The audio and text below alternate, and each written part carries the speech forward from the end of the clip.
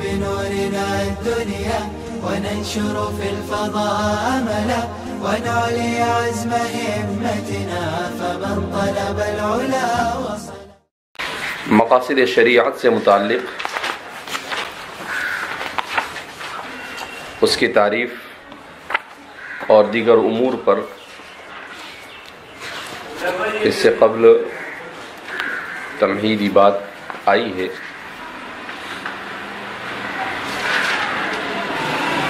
کہ مقاصد شریعت عصر حاضر میں کتنی اہمیت کے حامل ہے اور ہمیں اس جانب کتنی توجہ دینے کی ضرورت ہے. علم مقاصد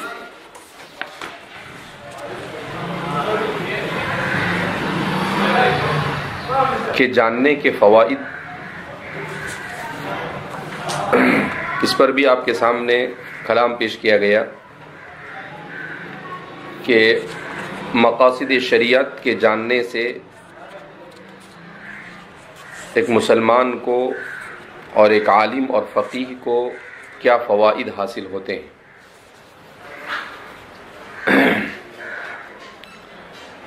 مقاصد دو طرح کے ہیں.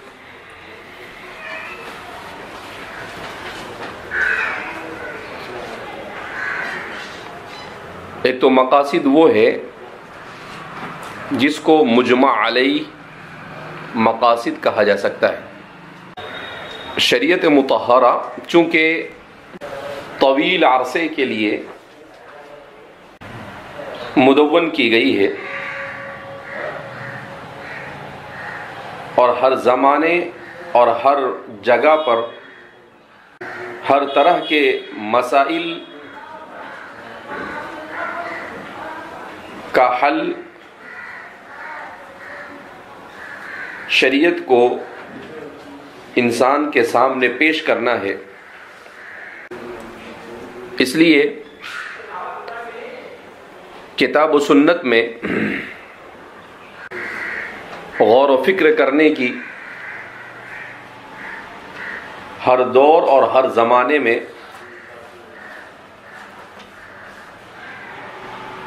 ضرورت ہوتی ہے. کچھ نہ کچھ ایسے افراد ضروری ہوتے ہیں جن میں اجتہاد کا ملکہ ہو اور وہ نصوص شریعت پر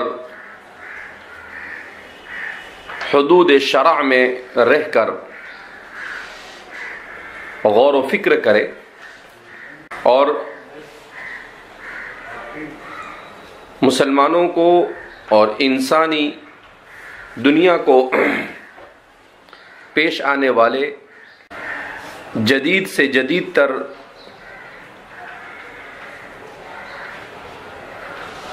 مسائل کے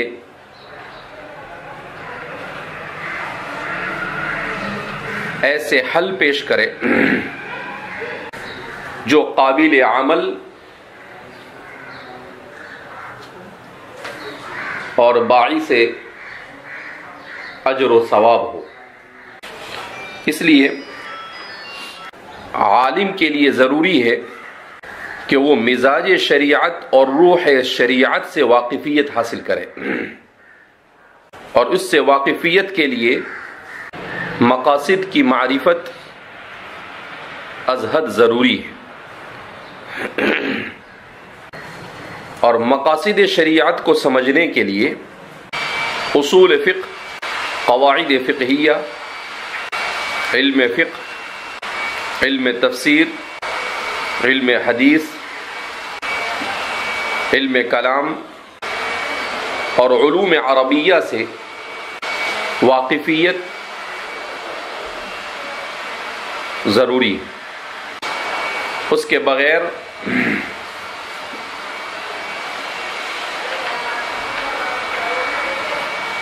مقاصد شریعت تک رسائی ناممکن ہے. لہذا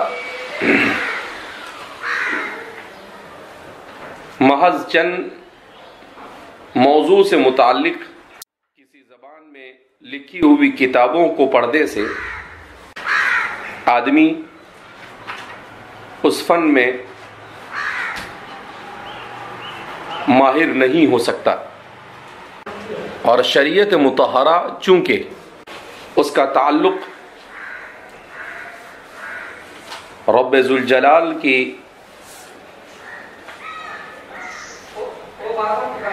مراد کی معرفت سے ہے، لہذا یہ اپنے اندر نزاکت کو لیے ہوئے، اس لیے کہ کسی حکم کو بیان کرنے کا مطلب یہ کہنا ہوتا ہے کہ اللہ بندے سے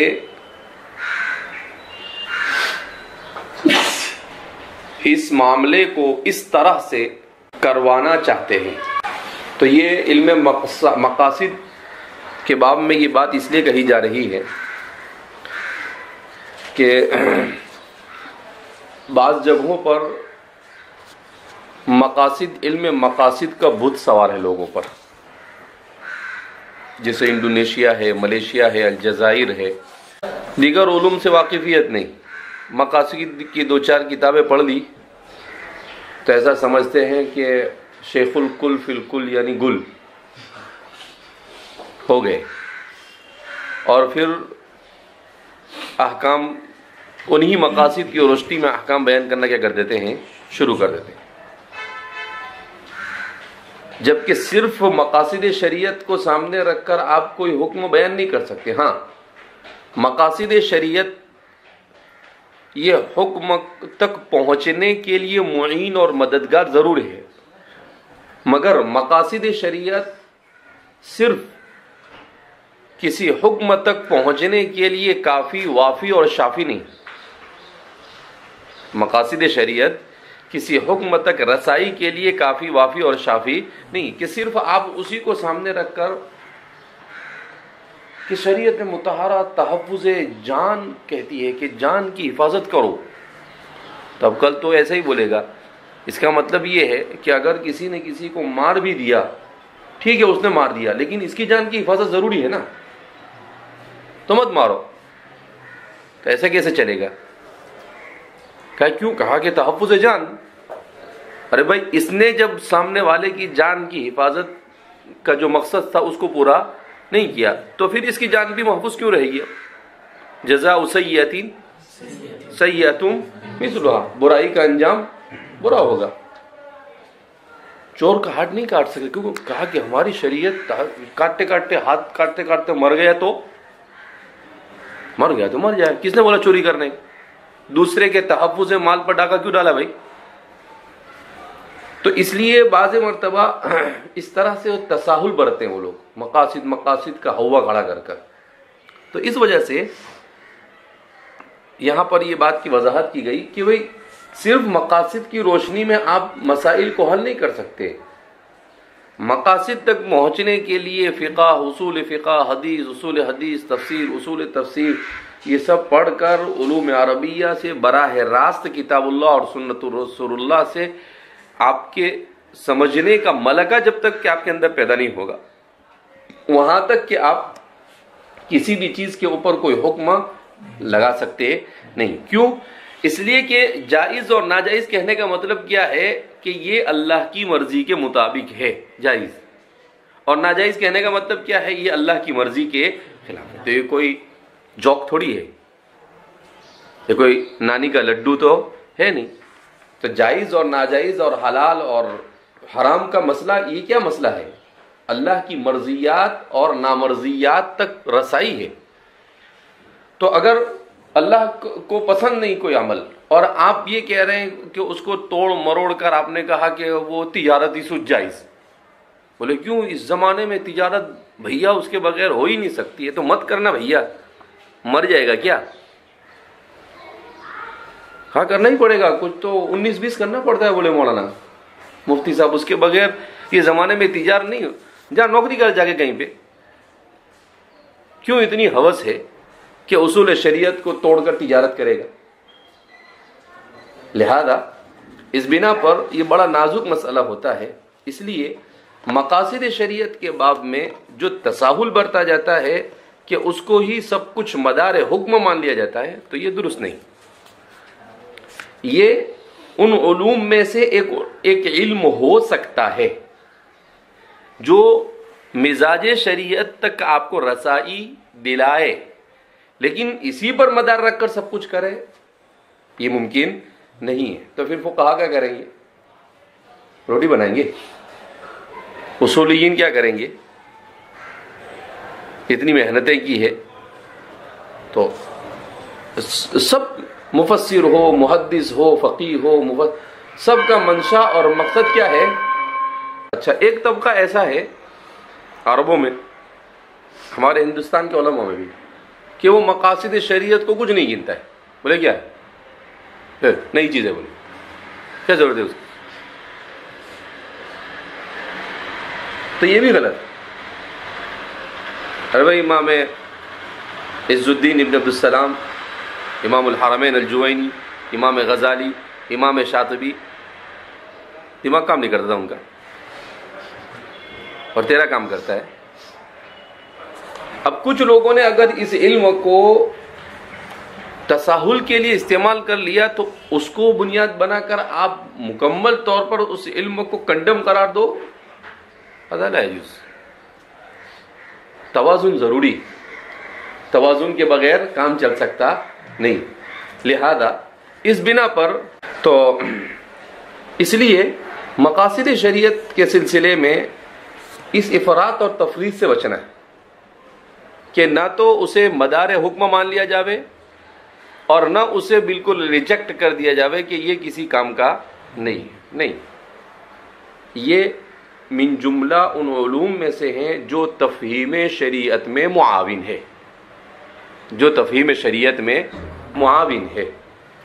اس علم کے دو فائدے ہیں. ایک تو مزاج شریعت کو جان کر ایک عالم، ایک فقیہ اور ایک مفتی حکم تک آسانی سے پہنچ جاتا ہے، اور دوسرا یہ کہ اس علم کے وجہ سے آدمی جو عقلیت پسند ہے، جس کو آج کے زمانے میں روشن خیال کہا جاتا ہے، یعنی تاریخ خیال، جو اپنے آپ کو کیا سمجھتے ہیں؟ روشن خیال سمجھتے ہیں. تو ان روشن خیالوں کو سمجھانے کے لیے اس علم سے بڑی مدد ملتی ہے. اس علم سے کیا ہوتی ہے؟ بڑی مدد ملتی ہے. اس لیے یہ علم ان تاریخ خیالوں کو سمجھانے کے لیے مرید ہوتا ہے. وہ اپنے آپ کو روشن خیال سمجھتے ہیں. جس کو اللہ کا حکم سمجھ میں نہیں آوے، جس کو اللہ سمجھ میں نہیں آوے، جس کو دنیا اور آخرت میں کون راجح اور کون مرجوح ہے وہ نہیں سمجھ میں آوے، تو ابھی اس کو روشن خیال بولیں گے کہ تاریخ خیال بولیں گے؟ تاریخ در تاریخ خیال. لیکن وہ کہتے ہیں بزعمہم روشن خیال، وہ بزعمینا تاریخ خیال. تو ان لوگوں کو سمجھانے کے لیے بھی، اور آج چونکہ بڑا طبقہ انہی لوگوں کا ہے، سیکولرزم کا بھوت سوار ہے، ماڈرنزم کا جنات سوار ہے، افریت سوار ہے. اس کا تو کیا سوار ہے؟ افریت سوار ہے. تو یہ سیکولرزم اور یہ ماڈرنزم اور کبھی کبھی وہ وسطیت بھی ضروری ہے. بولے ہم تو امت وسط ہے نا، تو وسط کے نام پر بھی تساہل ڈھونڈتے ہیں لوگ. وسطیت کے نام پر بھی کیا کرتے ہیں؟ ہم تو بڑے اعتدال پسند ہے. ہم تو کیا ہے؟ بڑے اعتدال پسند ہے، یعنی اعتدال سے ہٹے ہوئے. ارے بھیا، پہلے اعتدال اور وسطیت کا معنی ہی سمجھ لے اچھے سے، لغات کو اٹھا کر. اس کے بعد شریعت نے وسطیت کا کیا معنی، اس سے کیا مراد ہوتا ہے، اسی کو سمجھ لے. اس کو سمجھیں گے نہیں، بولیں گے نہیں. ہم یہ سب قدیم خیالوں کو نہیں مانتے، ہم تو بس سب اعتدال پسند لوگ ہیں. تو یہ سارے کھلواڑ ہوتے ہیں، اس لیے کہ ہم جس دور سے گزر رہے ہیں یہ دور بڑا پرفتن ہے. اس دور میں اسی لیے بار بار کہا جاتا ہے کہ پورے طور پر اپنے آپ کو مسلح کرنا ضروری ہے فتنوں کا مقابلہ کرنے کے لیے. اس کے بغیر آدمی ٹک نہیں سکتا ہے. اچھے کو دیکھو تو کیا ہو جاتے ہیں، تھوڑے دن بہت اچھے اور پھر اس کے بعد بہت برے نہیں بھی تو بہت برے کے معاون ضرور بن جاتے ہیں. بہت برے نہیں بھی تو بہت برے کے معاون ضرور بن جاتے ہیں. تو اس لیے بہت ضروری ہے کہ یہ ساری چیزوں سے ہم کیا ہو واقف ہوئیں. تو مقاصد شریعت کے سلسلے میں یہ رجحان اس لیے بیان کر دیا گیا تاکہ آپ کو 3 طرح کے لوگ مل سکتے ہیں: المنکرون والغالون والمعتدلون. آپ کس میں سے ہونے چاہیے؟ المعتدل. نہ تو اس کو مدار حکم مانے اور نہ اس کا انکار کرے، اس لیے کہ یہ جز ہے ہمارے ان علوم کا جن علوم کو شریعت کو سمجھنے کے لیے، سمجھانے کے لیے اور حکم تک پہنچنے کے لیے ہمارے علماء نے مدون کیا ہے. اس لیے کہ یہ سیکولرزم ہے، اقلیت ہے، یہ سارے بت جو ہے یہ شیطان نے تھیلے میں سے بہت لیٹ نکالے. تو جیسے جیسے بھوت نکلتے جاتے ہیں، شیطان کے ہتھ کنڈے بڑھتے جاتے ہیں، ویسے ویسے لوگوں کو سمجھانے کے لیے اس طرح کے علم کی بھی کیا ہوتی ہے، ضرورت پڑتی ہے. تو وہ علم پہلے سے موجود ہوتا ہے، جیسا کہ آپ کو تاریخ جاننے سے پتہ چلا، لیکن صرف اس کو تھوڑا سا اس سے الگ کر دیا جاتا ہے اور اس پر محنت کی جاتی ہے. جیسے آئس کریم کس کی بنتی ہے؟ دودھ سے. کسے بنتی ہے؟ لیکن اسی دودھ کو ایسے ہی رہنے تو آئس کریم بنے گی. اس دودھ کو وہاں سے الگ کرو، اس میں اور کچھ چیزیں ملاؤ تو اس کا کیا وجود میں آ جاتی ہے؟ آئس کریم وجود میں آ جاتی ہے، ایک اچھی چیز وجود میں آتی ہے. تو ایسے ہی یہ جو علوم ہے الگ الگ وجود میں آتے ہیں، تو یہ کوئی غلط چیز نہیں ہے. جیسے انسان مادیت میں کھانے پینے کی چیزوں کے اندر میں ایکسپیریمنٹ کر تجربہ کر نئی چیزیں کیا کرتا ہے، بناتا ہے، ایسے ہی لوگوں کو اللہ کی شریعت کو سمجھانے کے لیے، ان کو مقتنع کرنے کے لیے بھی اس طرح کے اصولوں کو ہمارے علماء کیا کرتے رہتے ہیں، بیان کرتے رہتے ہیں، تاکہ اقرب الی الفہم کیا جائے. اقرب الی الفہم.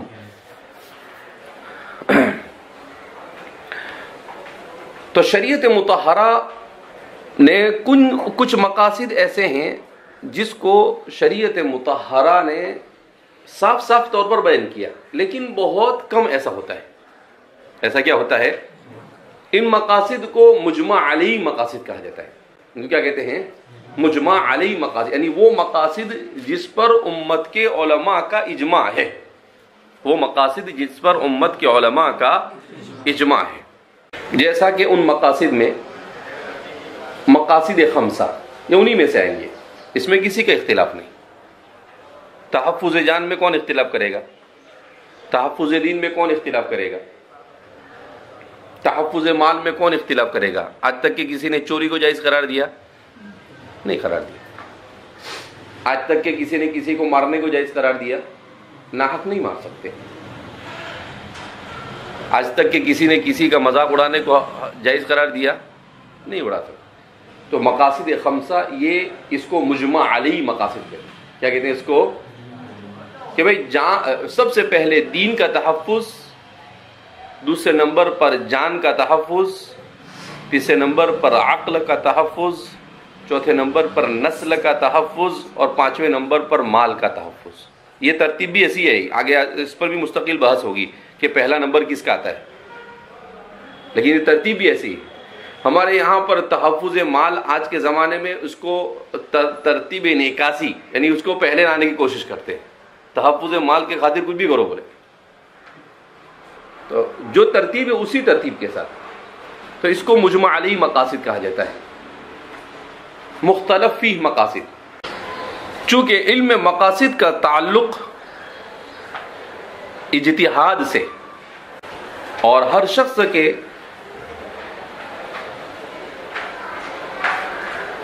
سمجھنے کا اپنا ایک انداز ہوتا ہے، ہر ایک کی سمجھ میں تفاوت ہوتا ہے، لہذا بعض مرتبہ مقاصد کے سلسلے میں بھی لوگوں میں اختلاف پایا جاتا ہے۔ اسی قسم کے جزوی اختلاف کو اور اس سے مستنبط مقاصد کو مختلف فی مقاصد کہا جاتا ہے۔ مثلا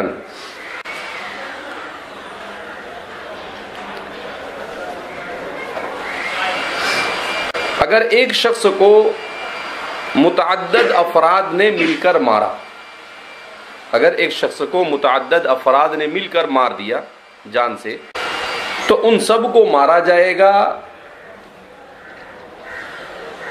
یا چھوڑ دیا جائے گا؟ حضرات صحابہ کے زمانے میں اس قسم کا حادثہ پیش آیا تو صحابہ نے تحفظ جان کے خاطر اس پوری جماعت کو قتل کرنے کا حکم دیا۔ اب بعض لوگوں نے کہا، بعد میں آنے والوں نے، کہ بھئی سب کو کیوں ماریں گے، ایک کو مارا ہے۔ لیکن ہماری شریعت کہتی ہے کہ نہیں، سب کو کیا کرنا پڑے گا، ماننا پڑے گا۔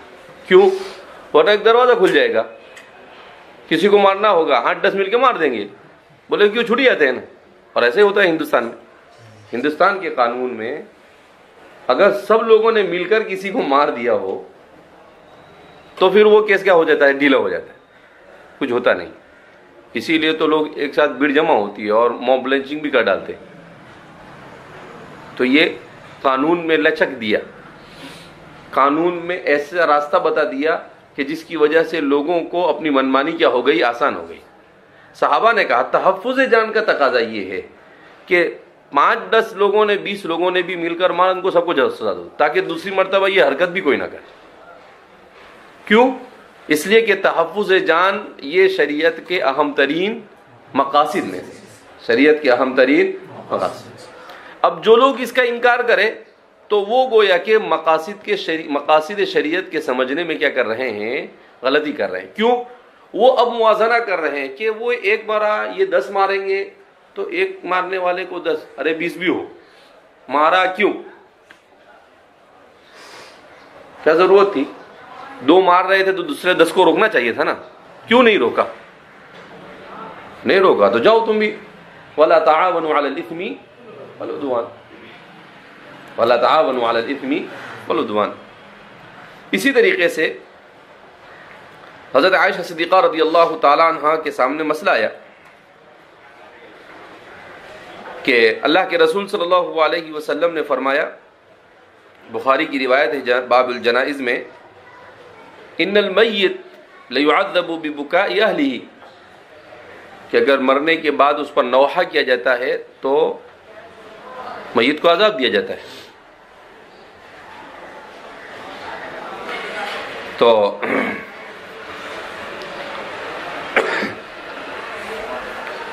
اب دوسری طرف قرآن کریم کہتا ہے لا تزر وازرۃ وزر اخرى وان لیس للانسان الا ما سعى۔ تو اب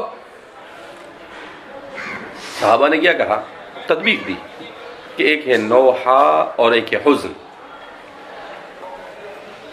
زمانے جاہلیت کے انداز میں جو نوحہ تھا اس کے سلسلے میں شریعت نے کہا کہ یعذب ببکاء اہلہ، ایک جماعت نے یہ کہا، دوسری جماعت نے کہا کہ نہیں، اگر مرنے والے نے نوحہ کرنے کی وصیت کی ہو تو یعذب بہ، تو اس کی وجہ سے اس کو عذاب دیا جائے گا۔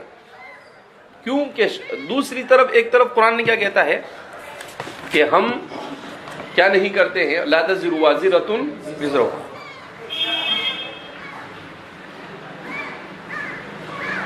تو اس کا تقاضا یہ ہے کہ اس کو تو اب مقاصد شریعت کو سمجھا کہ ہماری شریعت نے یہ مزاج دیا لا تزر وازرۃ وزر اخرى کہ کرے کوئی اور بھرے کوئی، ایسا نہیں، جو کرے وش بھرے. قال معاذ اللہ ان ناخذ الا من وجدنا متاعنا عنده ولا تزر وازرۃ وزر اخرى. تو یہ ساری آیتیں کس پر دلالت کرتی ہیں؟ اسی پر دلالت کرتی ہے کہ بھئی جو کرے وہ بھرے. تو اس لیے تو اس طرح سے ہمارے فقہاء نے مقاصد مزاج شریعت کو سمجھ کر، تو یہ جو جزوی اختلاف ہوتا ہے اس کی وجہ یہ ہوتی ہے کہ بعض نے کہا کہ اس کو اس پر محمول کرو اور بعض نے کہا کہ اس کو کیوں؟ اس لیے کہ کتاب و سنت میں تعارض نہیں، کتاب و سنت میں تعارض نہیں ہے، اس میں آپ کو کسی نہ کسی طریقے سے دونوں کو ملانا پڑے. کیوں تعارض نہیں؟ کیونکہ دونوں ایک ہی سرچشمے سے آئے، اور تعارض یہ علامت ضعف ہے. یہ کیا ہے؟ علامت اذا تعارض تساقط. تو علامت ضعف ہوا نا، تعارض تساقط کو لازم آتا ہے کہ تعارض سے تساقط ہوتا ہے، اس کا مطلب کیا ہے؟ ضعف ہوا. اور اللہ کی شریعت ہے تو اس میں کیسے ضعف آ سکتا ہے؟ اس میں کبھی ضعف آ سکتا نہیں. لہذا اس بنا پر ہمارے فقہاء نے کہا کہ کبھی ایسی جزئی چیزوں کے اندر میں اس طرح سے ہو سکتا ہے کہ نصوص کے سمجھنے میں کسی نے کسی انداز میں سمجھا، کیونکہ ہر ایک کا مستوی ذہنی کیسا ہے؟ الگ الگ ہے. کوئی کچھ انداز میں سمجھتا ہے، کوئی کسی انداز میں سمجھتا ہے. جیسے امام ابو حنیفہ عبادت میں زیادہ سے زیادہ مشقت کے قائل ہیں، اسی لیے امام صاحب کے یہاں پر جلسے استراحت نہیں، جلسے استراحت. اور امام شافعی کے یہاں پر جلسے استراحت ہے، ان کے یہاں پر کیا ہے؟ جلسے. امام صاحب کہتے ہیں وَجَاهِدُ فِي اللَّهِ حَقَّ جِهَادِ. ارے بھیا جہاد کرنا، یہی تو جہاد ہے کہ کم سے کم عبادت تو کر، جہاد کا موقع نہیں مل رہا تو. اب یہاں پر بھی بیٹھے بیٹھے آرام کرے گا، ایک رکعت پڑھی اس میں کون سا تھک گیا تو استراحہ بھی کرے گا؟ چل، کوئی استراحہ نہیں. اب بڈھے بڈھے آدمی ہیں، کمزور ہے، ان کے لیے امام شافعی کے مسلک پر عمل کرنا آسان ہے. سستڑ ہے، الجماعت الکسالہ، ان کے لیے اس پر عمل کرنا کیا ہو گیا؟ آسان ہو گیا. تو اس طرح سے جیسے وہاں پر فقہ میں اجتہاد ہوتا ہے، ایسے ہی مقاصد میں بھی اجتہاد ہوتا ہے. یہاں پر کچھ مجمع علیہ مقاصد ہے اور کچھ مختلف بھی. جیسے وہاں پر اصول میں کوئی اختلاف ہوتا نہیں ہے، اختلاف اصول میں اختلاف یسیر، ایسا ہوتا ہے معمولی کچھ ہو گیا تو، ورنہ اختلاف ہوتا.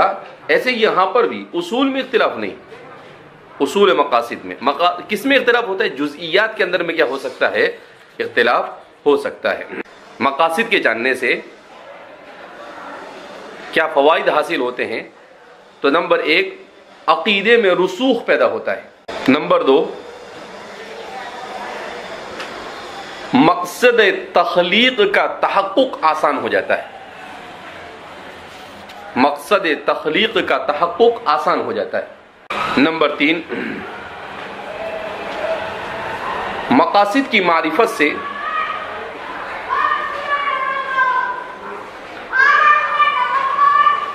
اسلام پر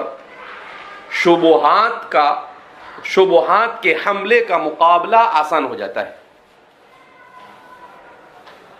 فتنہ شبہات اور الغزو الفکری، اس کا مقابلہ آسان ہو جاتا ہے. نمبر 4، مقاصد کے جاننے سے استحضار نیت میں مدد ملتی ہے. نمبر 5، مقاصد کے جاننے سے ایک مسلمان کے لیے شریعت کی تفہیم آسان ہو جاتی ہے۔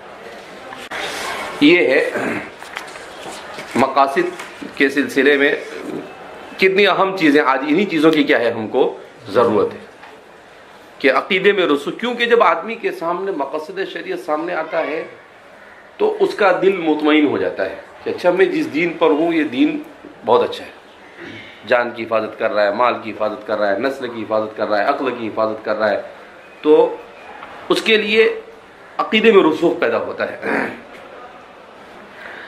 اسی کے ساتھ ساتھ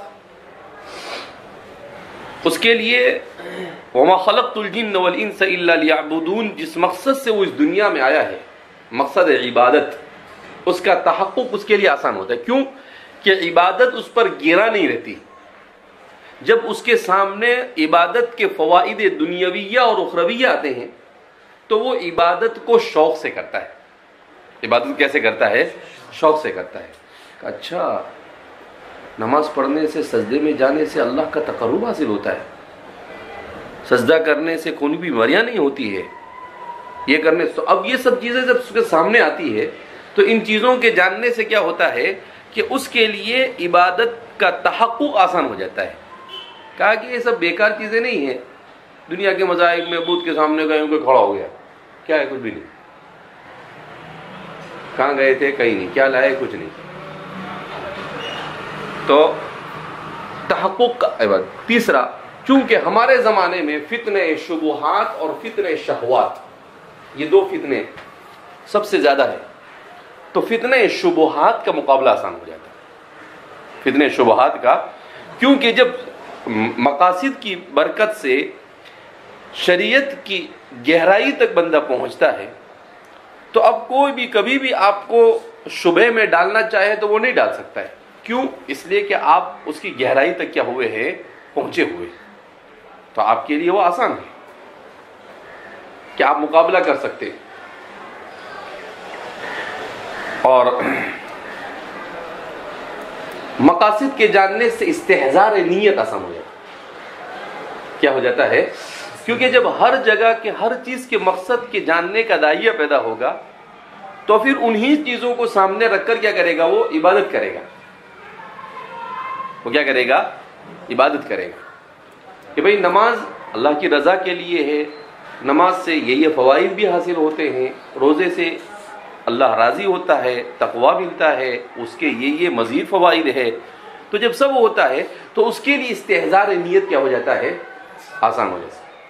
اور اس کا سب سے بڑا فائدہ ہمارے زمانے میں کہ سیکولر ذہنیت کے حامل، ماڈرن ذہنیت کے حامل، اشتراکیت ذہنی کے ہاں کے سوشلزم سے متاثر لوگ، جتنے بھی افکار حدامہ، افکار ضالہ مضللہ اور باطل نظریات دنیا کے اندر میں پنپ رہے ہیں، مغربی تہذیب کے جو برائیاں مسلمانوں کے دماغ میں گندگیاں بھر رہی ہے، تو مسلمانوں کو شریعت کی تفہیم آسان ہو جاتی ہے کہ ہم اپنی شریعت کو آسانی سے سمجھا سکتے ہیں۔ ہم اپنی شریعت کو آسانی سے کیا کر سکتے ہیں؟ سمجھا سکتے ہیں۔ کیوں کہ ہم نے اس کے اسرار و رموز سے پردہ اٹھایا، اور جب اس کے اسرار و رموز سے پردہ اٹھایا تو اب اس کی تفہیم کیا ہو گئی؟ ہمارے لیے آسان ہو گئی۔ تو یہ ہے مقاصد کے کیا ہے؟ فوائد۔ اب مقاصد کے سلسلے میں مزید زیادہ بحث نہ کر کر ہم سیدھے پہنچنے کی کوشش کرتے ہیں، کیونکہ ویسے تو یہ موضوع پڑھایا جاوے تو کافی طویل ہے، لیکن ہم سیدھا اب مقاصد کی معرفت کی طرف چلے جاتے ہیں کہ مقاصد کا اکتشاف کیسے ہوتا ہے، مقاصد کو کس طریقے سے کتاب و سنت سے جانا جاتا ہے، اور اصول مقاصد کیا ہے۔ ہم ڈائریکٹ وہاں پر پہنچ جاتے ہیں تاکہ ہم اپنے اصل مقصد تک پہنچ کر آسانی کے ساتھ شریعت کے بنیادی مقاصد کو جان لیتے ہیں۔